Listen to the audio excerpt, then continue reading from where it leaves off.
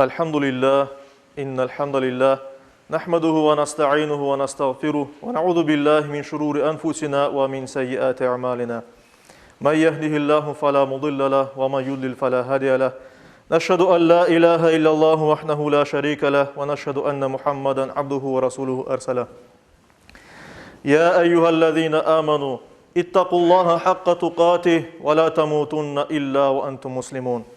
Eyyühennas اتقوا ربكم الذي خلقكم من نفس واحدة وخلق منها زوجها وبث منهما رجالا كثيرا ونساء يا أيها الذين آمنوا اتقوا الله وقولوا قولا سديدا يصلح لكم أعمالكم ويغفر لكم ذنوبكم ومن يطع الله ورسوله فقد فاز فوزا عظيما أيها الناس قال الله تبارك وتعالى في كتابه الكريم أعوذ بالله من الشيطان الرجيم بسم الله الرحمن الرحيم يا أيها الذين آمنوا قوا أنفسكم وأهلكم نارا وقودها الناس والحجارة صدق الله ربنا الأعلى.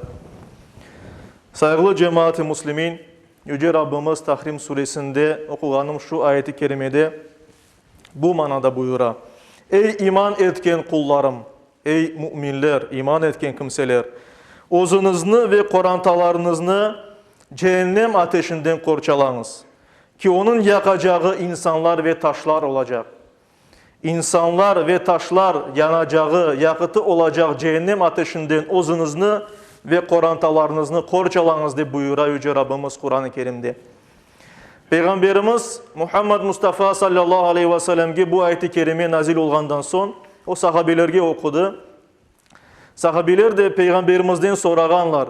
Ey Allah'ın elçisi, biz özümüzü nasıl korçalamak gerek olganını anlayımız. Ya biz korantalarımızı nasıl korçalayak? Apalarımızı, ballarımızı, torunlarımızı.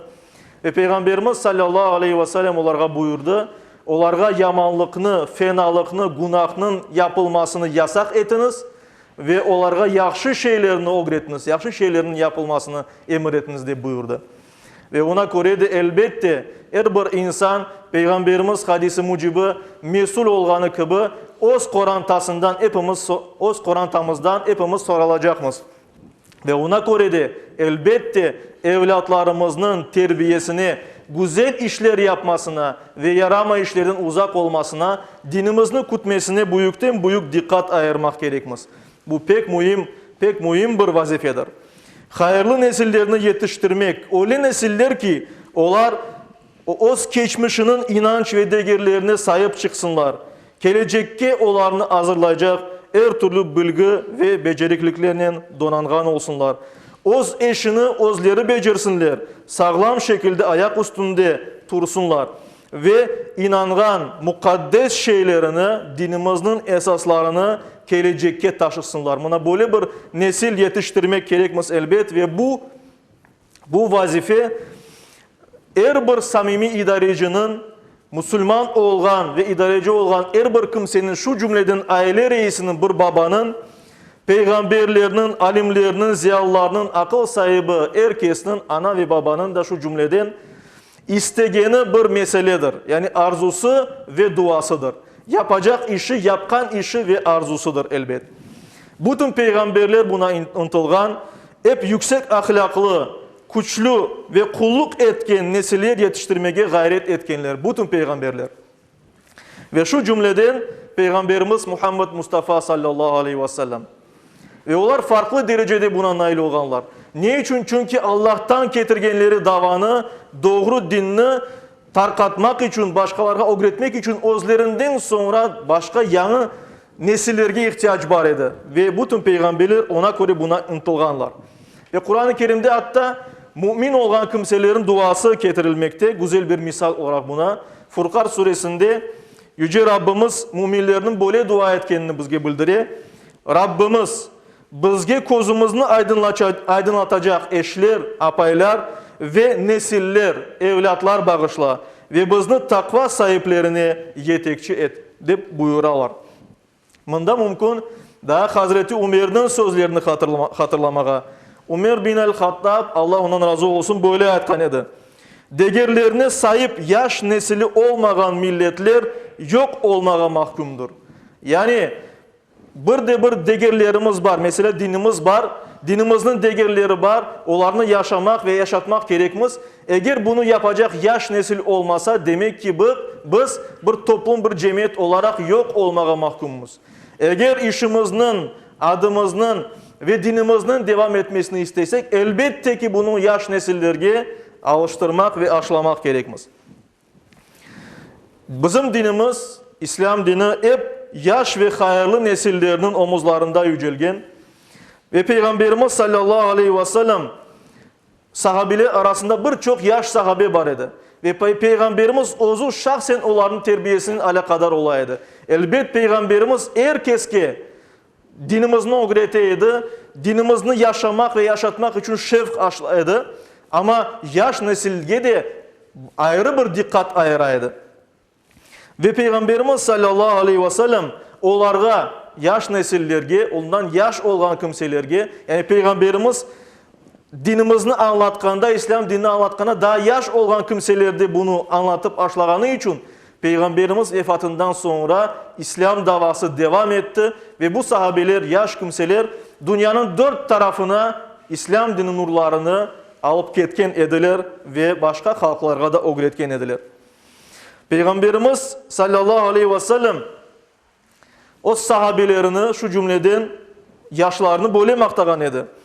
En hayırlı nesil men aralarında oğlanım nesildir dedi. Ashabım yıldızlar gibidir. Kaysı birine tabi olsanız doğruğa erişirsiniz deyip bu nesilini maktağandır.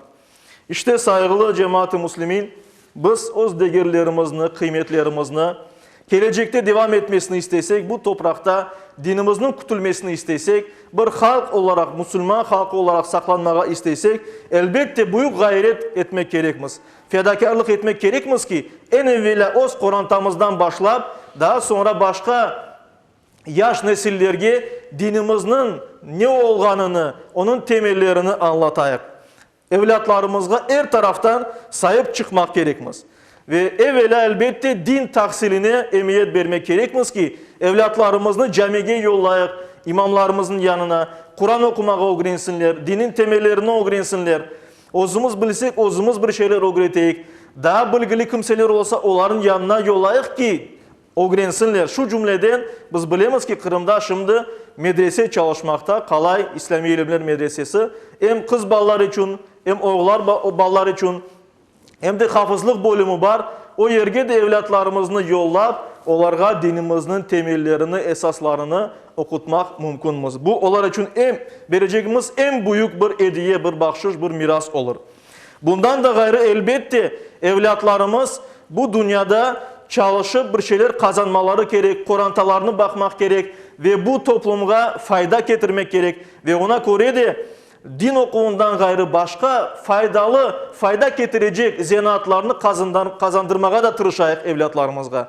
Ki onlar cemiyette faydalı insan olsunlar. Çünkü bir insan, bir Müslüman faydalı bir iş yapsa ozu için etraftaki insanlar için ve bunu Allah için yapsa bu bir ibadet olur ona ve savabı gelir ve inşallah bunun ecrini ahirette görür. Ziyadesinin Allah nasip etse. İşte şu dünyada biz bilemiz artık teknoloji ilim öyle keşf oluna ki öyle inkişaf ete ki bir insanın bir keşf etmesinin dünya bas bayağı değişmesi mümkün. Aysa bizim evlatlarımızı ona göre yetiştireyik ki dünyanı değiştirgen Müslümanlar olsun. Saygılı cemaat-i muslimin. Bu yerde Kur'an-ı Kerim'de misal olarak birkaç ayet-i kerime getirmek isteyeyim ben. Yüce Rabbimiz hayırlı nesil meselesinde Bakara suresinde İbrahim ve İsmail aleyhisselamların duasını şu şekilde bizge misal olarak getirir. Böyle dua etken edilir. Rabbimiz bizni sana boyun egenlerden eyle. Nesilimizden de sana itaat etken bir ümmet çıkar. Bizge ibadet usullarımızını göster. Tövbemizni kabul et. Çünkü tövbelerini çokça kabul etken çok merhametli olan yalnız sensin. Peygamberimiz Muhammed Mustafa sallallahu aleyhi ve sellem ise böyle müjde bergen edi. 7 kişi var ki Allah hiç bir kolge olmayan kıyamet gününde onlarını arşının kolgesinde kolgendirir. Bunlardan biri de Allah'a ibadet etip osken yaştır. Aysa evlatlarımızı bağlılıktan ibadet etmeye öğreteyik. Yüce Rabbimizni tanısınlar, mukaddes dinimizin değerlerini bilsinler ve böylece hem bu dünyada hem gelecek dünyada şanslı, bahtlı olsunlar. Saadetli olsunlar inşallah. Ve saygılı cemaat-i muslimin bir ilanımız var. Gelecek cuma namazından başlayıp vaazlar ötkerilecek. Ona göre gelecek cuma namazında vaaz dinlemeye istegenler biraz ertece kelmeleri mümkündür. Ve bundan da gayrı elbet hem vaazga başlayımız inşallah hem cuma namazlarını böyle tolu şeklinde yapacağımız hayırlısını inşallah. Ve ama şu arada tedbirli olmağa da unutmayın. Çünkü hastalık ortada da var. Hasta olmayan da insanlar var. Birçok insan hasta oldu, şifa taptı. Bazıları artık dünyalarını avuştu. Yüce Rabbimiz orağa hepsini merhamet eylesin. Hastalarga şifa nasip eylesin inşallah. Gene de tedbirli olayıq, maskalarımızı unutmayıq camiye kelgende. Yanımızga namazlıklarımızı alayıq. Çare olğanı kadar biraz mesafe saklamağa tırışayıq.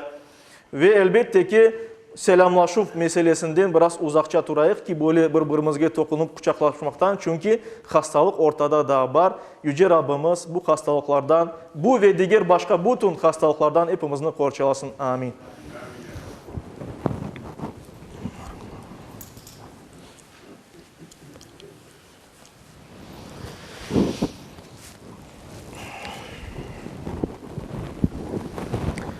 Elhamdülillah ve salatu ve selamu ala Resulillah ve usikum ve nefsel asayete bi takvallah.